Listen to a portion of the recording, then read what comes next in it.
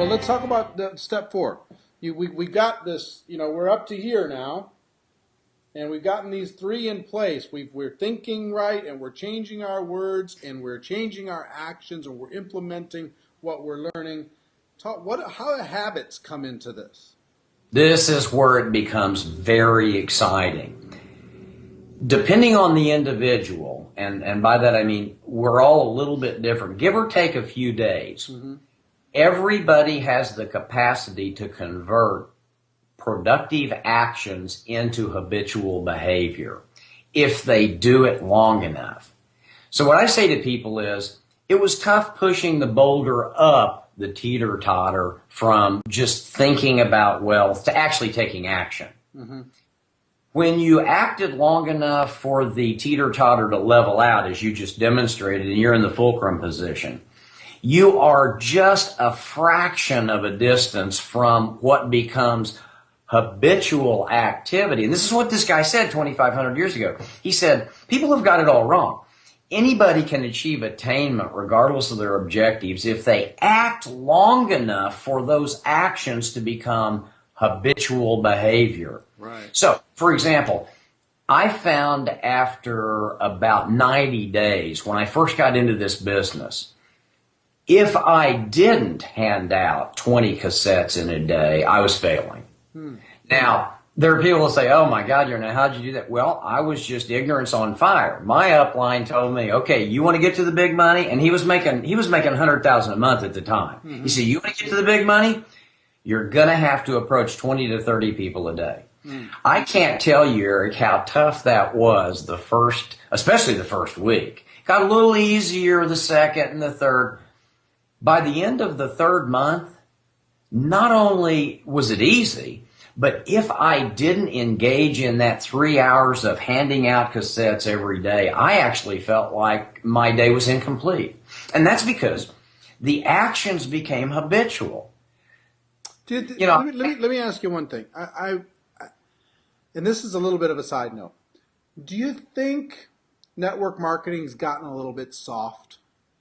Do you think that we've dumbed it down so much and we've pampered people so much that we don't even talk about handing out 20 of any or doing 20 of anything in a month, let alone a day?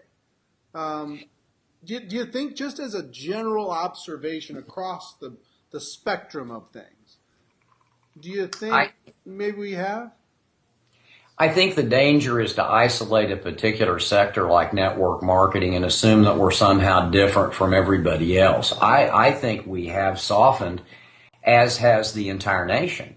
I mean, statistically speaking, if you read all of the analysis of the National Education Association, based on legitimate test results, mm-hmm. in just the last 15 years, we've gone from number 6 in math scores among high school seniors to number 25. So I think it's safe to say that there's been kind of a backslide in capitalism, particularly in North America, when it comes to productivity. Now, I'm not going to blame anybody. That's not what's important. What's important is, as in the rest of culture, so too is network marketing. Yeah. Everybody's trying to figure out a way to maximize their potential through connectivity. Right. Well, people say, Yarnell, you're a Luddite. You don't even have a cell phone. No, I'm not a Luddite. I just don't want to spend my day tethered to a wireless feed drip of irrelevant minutia. I mean, if I were on a kidney transplant list and I was expecting a call, yeah, I'd have a cell phone. But I don't need the reason why I ask you that is it just that I'm torn, because I love technology. I love the fact that I can sit on the other side of the world and we can do this and we can deliver it to people and it can help, tens of thousands of people will watch this. Probably close to 100,000 people will end up watching this interview. That's a cool thing. And the fact that we can connect with people and all that stuff. But I think the seduction of technology is softening our disciplines. It's softening our habits, and we're thinking that technology is going to replace the habits that are necessary of us facing our fears and developing some new skills. Because, somebody will come up with an app for that, I mean, Hey, there's an app. You need to do this. Oh, don't worry about it. There's an app. You can push this button and it'll take care of it. Right. I don't know if that's going to get us all the way there. The people who are selling the apps are going to do well, but I'm talking out loud as I say this because I'm a big fan of the best habit quote that I know is Augmandino's. I will form new habits and I will become their slaves. I'm going to be habit of something, good things or bad things. I'm going to choose which habits are going to be the ones that most identify me. So what you're saying is that you got to stay long enough with the actions to turn them into habits, and also be aware when you start losing the habit. Because like for me, when I work out, I could be doing great for 90 days or 6 months or whatever, but then I take one cruise and it's over, man. And all of a sudden 3-4 months have gone by and I lost the habit again. So you got to have a mechanism to remind you of the habits and keep that in place. But I don't know if you have any additional comments on the technology and kind of what's happened, because I do like the hard work and I do think it's a face-to-face business, and I do think that we're being seduced a little bit by technology in saying that it's going to do all the work for us. It can be a tool. I'm not sure where it all falls in the long term of things as we continue to be more and more connected, but I don't know. I still haven't come to a conclusion.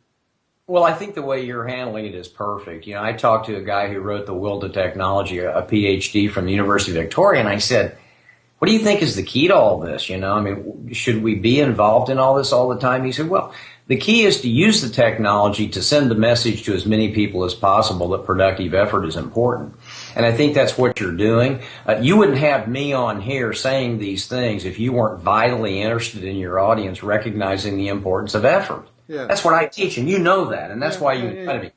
So what I would say is, I love technology. I've got a flight simulator. I can fly an F-14 onto an aircraft carrier, a big screen TV. I've got a drum set, electric drum set. I've got the nano. I've actually got Speak Naturally, so I can dictate stuff and a big screen TV. I love technology, but no cell phone.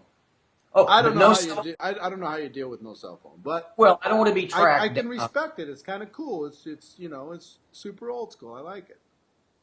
Yeah, Randy Gage has a cell phone, but you can almost never get him on it. He never turns it on. He only turns it on when he wants to make a call. He never has it on, so you can call him on it. Right. I mean, that's pretty cool. Hey, listen, one funny I'm not thing. that. I have my iPhone right here, and I'm ready. Yeah, but you're also telling people, drop the technology. Watch our interviews, but you're bringing on people who are teaching people how to take action. They're not selling. I'm not bringing on people who agree with what I agree with. I'm bringing them on if they made over $1 million a year in commissions. If they did that, they're the real deal, and I want to know what they know, and I want to pass it on. That's it.